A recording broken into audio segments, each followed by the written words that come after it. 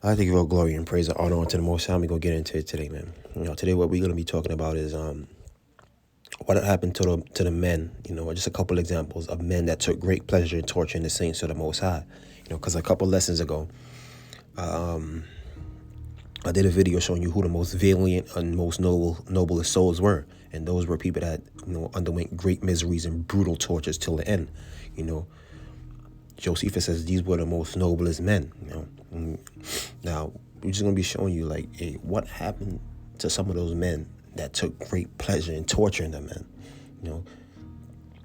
Oh, man. Because the scripture said, hey, touch not thy anointed and do the prophets no harm. So we're going to start off here in Isaiah chapter 2, verse 17. And the loftiness of man shall be bowed down, and the haughtiness of men shall be made low, and only the Most High alone shall be exalted in that day. You see that? We're starting off with that because, these men that we're going to be talking about, they were puffed up. They thought that they were gods themselves. They thought that they were high on the pedestal, But they said the haughtiness of men shall be made low. This is what the scriptures is talking about. This is why we're starting off with this, because you're going to see that. And the two men we're going to be talking about today is, once again, Antiochus Epiphanes IV. There was the same guy in that we talked about in the previous lesson. I mean, we're talking about King Herod, But we know King Herod was responsible for a lot of deaths, specifically, all the male children, he ordered their deaths, and all the male babies when he was looking for Yeshua HaMashiach. And then we had the death of John the Baptist, the death of Yeshua HaMashiach. He was responsible for a lot of deaths, man. So we're going to be starting off with, King Herod first, man. Oh, man. So Acts chapter 12, 21 through 23. And upon a day sat Herod arrayed in royal apparel, and sat upon his throne, and made a great oration unto them. It's a great speech he's talking about. He's giving a great speech to the people. And the people gave a shout, saying, it is the voice of a God and not a man. Oh, man. The people is hyping him up. And immediately the angel of the Most High smote him, because he gave not the Most High the glory, and he was eaten of worms and gave up the ghosts. So you see that? He's giving a great speech, and the people is hyping him up. Man, this is the voice of a God, not a man, Oh, man. And he was eaten of worms, man. The Most High sent the angel to smite him, and he was eaten of worms and gave up the ghost. He died. Oh, man. So let's take a look at what the scholar says right here. More than 2,000 years after Herod the Great succumbed at the age of 69, doctors have now settled on exactly what killed the king of ancient Judea. Chronic kidney disease complicated by a very uncomfortable case of maggot-infested gangrene of the genitals, man. Oh, man. So this is what they said. This is what they believe killed him. The holiness of men shall be made low, and only the Most High will be exalted in that day. Now that reminded me of a scripture in the Maccabees, man. This guy was infested with worms when he died, man. Think about how horrible that is, man. That's a horrible death, man. Maggots eating you while you're alive. Oh, man. Let's go to the Maccabees and bring that verse up real quick. First Maccabees chapter 2, 62. Fear then not the words of a sinful man, for his glory shall be dung and worms, man. Dung and worms. So that's what happened to Herod, man. The Most High smote him, man. He was puffed up, He was brought down low. The holiness of men will be brought down low. Fear not the words of sinful men, for their glory shall be dung and worms, man. Man, that's a horrible death, man. So let's get into Antiochus Epiphanes IV, man. Bear with me, man. It's a little lengthy passage, but, bear with me. I'm going to read it. Well, it's not going to be the whole thing, but we're going to get into it. So right here, 2 Maccabees chapter 9, verse 1. And about that time, Antiochus retreated in disgrace from the region of Persia, and he entered the city called Persepolis and attempted to rob the temples and gain control of the city. Thereupon the people had swift recourse to arms, and Antiochus' forces were routed, so that in the end Antiochus was put to flight by the people of that region and forced to beat a shameful retreat. Verse 3, and on his arrival in Ecbatana, he learned what had happened to Nicanor and to Timothy's forces, man. So he's losing right now. He's pissed. Verse 4, overcome with anger, he planned to make the Jews suffer for the injury done by those who had put him to flight. Therefore, he ordered his charioteer to drive without stopping. So he's telling his person that drives his chariot, hey, hurry up. He's trying to make great haste, man. You see? He ordered his chariot to drive without stopping until he finished the journey. Oh, man, look at what it says right here. Yet the condemnation of heaven rode with him. Because he said in his arrogance, I will make Jerusalem the common graveyard of the Jews as soon as I arrive there. Oh, man. So the scripture is saying right here, the condemnation of heaven rode with him. So as he's going here on this journey, look, the scriptures is saying right here, he's already condemned. I mean, as he's going to get these guys. Because he said in his arrogance, I will make Jerusalem the common graveyard of the Jews as soon as I arrive there. Oh, man. He's in great haste to get them, man. Let's keep going. So the all-seeing Lord, the Most High of Israel, struck him down with an incurable and invisible blow. Oh, man, the Most High struck him with an invisible blow. For scarcely he had uttered those words when he was seized with excruciating pains in his bowels and sharp internal torment, man. Oh, man, that was probably like an angel again that the Most High sent to hit him, just like Herod, man. Verse 6, look at what it says right here. A fit punishment for him who had tortured the bowels of others with many barbarous torments, man. This scripture says right here, this was a fit punishment for him, who had tortured the bowels of others with many barbarous torments. A lot of you target individuals, you experience that, man. Your bowels, being tortured. A lot of pregnant females, they said they hit them with directed energy while they were pregnant. So the scripture says right here, what he did to them, this was a fit punishment for him. Somebody who had tortured the bowels of many others with many barbarous torments, man. Verse 7. Far from giving up his insolence, he was all the more filled with arrogance, breathing fire, and his rage against the Jews. He gave orders to drive even faster. So he's making great hits. He said, go even faster, man. He's in pain right now. He's telling him to go even faster. He's saying that to the God that's, driving his chariot.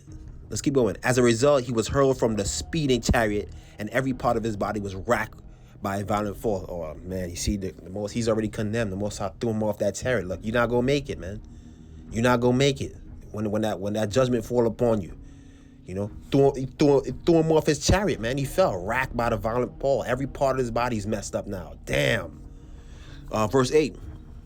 Thus he who previously in his superhuman presumption thought he could command the waves of the sea and imagined he could weigh the mountaintops in his scales, was now thrown to the ground and had to be carried on a litter, clearly manifesting to all the power of the Most High, man. So he thought, you see right here, he thought he was superhuman, just like Herod.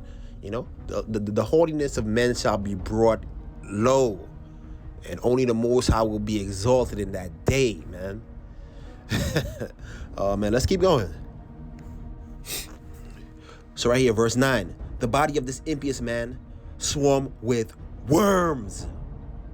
And while he was yet alive in hideous torments, his flesh rotted off, so that the entire army was sickened by the stench of his corruption. You see that? The body of this man was swarmed with worms, man. Fear not the words of sinful men, for their glory shall be dung and worms, man. Oh, man.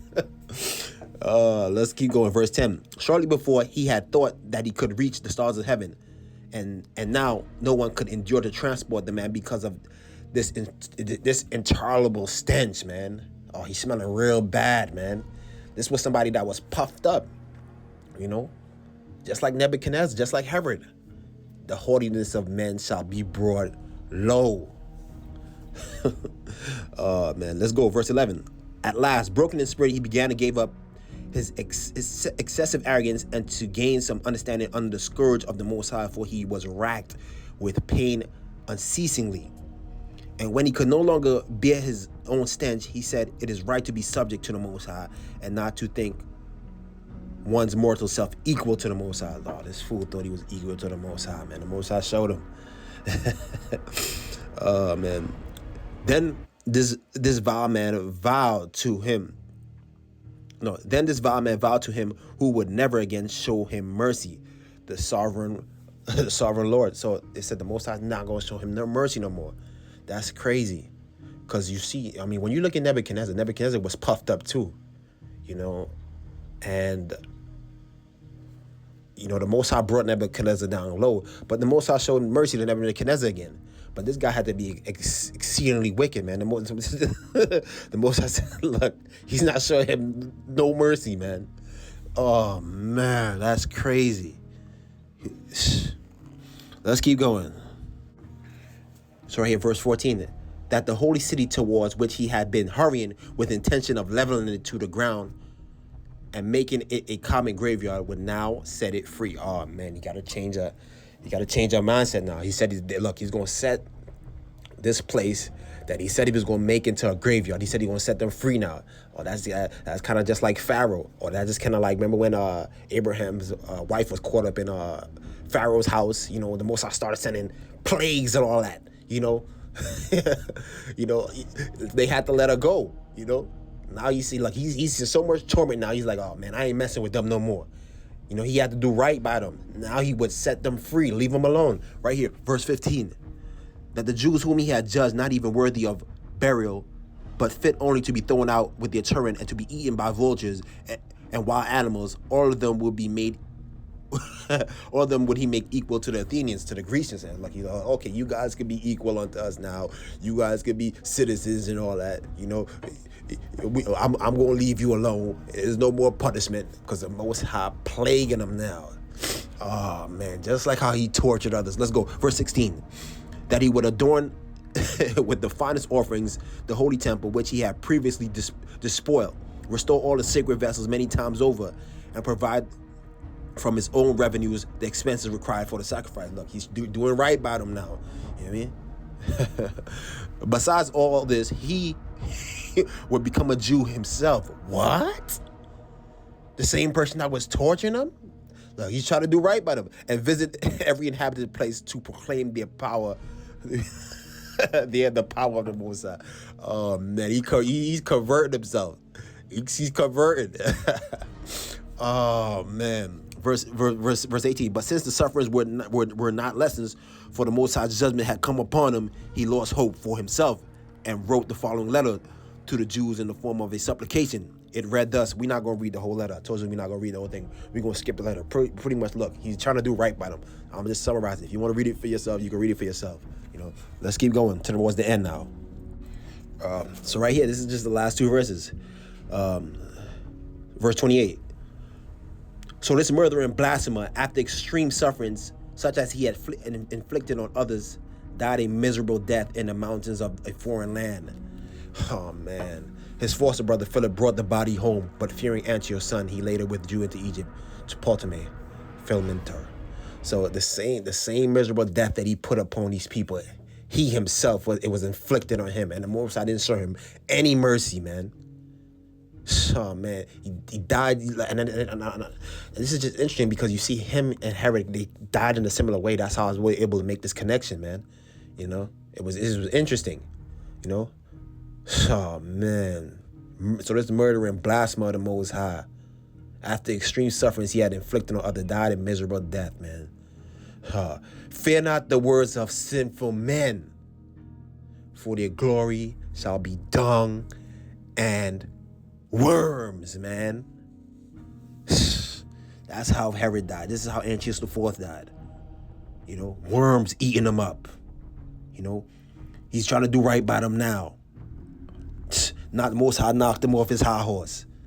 The haughtiness of men shall be brought low, and only the Most High will be exalted in that day, man. Oh, man. Fear not the words of sinful men,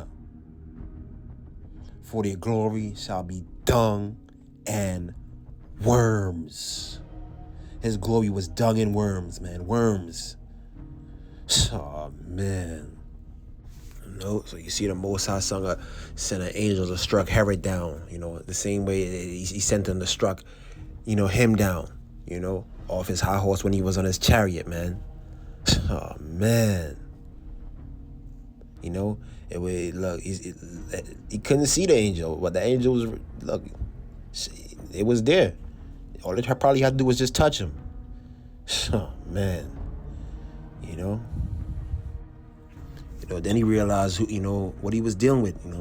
He was plagued, man. Worms eating him up from the insides, just like how he tortures other people's bowels. Oh, man. Oh, man. Let's cap it on this last verse, man. We're not gonna keep going. That's it. I just showed you 2 examples right there. So right here, Psalms 52, 6-7. The righteous shall also see and fear and laugh at him. Lo, this is the man that made not the Most High his strength, but trusted in the abundance of his riches and strengthened himself in wickedness. This is what Antiochus IV did. This is what Herod did. They strengthened themselves in wickedness. This is how they gain their power. They strengthened themselves by doing all manner of wickedness. They trusted in the abundance of their riches, not the Most High. They thought they was greater than the Most High. But who's this righteous that's laughing? I believe this is like all the heavenly angels, all the heavenly hosts. Because they watch everything that's going on. Like I said, this is like a movie to them. They interested, man. So they said the righteous also see and fear, and they laughing at him, because these guys thought they was greater than the Most High, and brought great miseries and brutal torments onto the saints, man. They strengthen themselves. How? By doing all manner of wickedness. This is how they gain their strength. This is what the scriptures are saying. Oh, man. Fear not the words of sinful men, for their glory shall be dung and worms. Hopefully this was an edifying lesson, man. All praises to the Most High.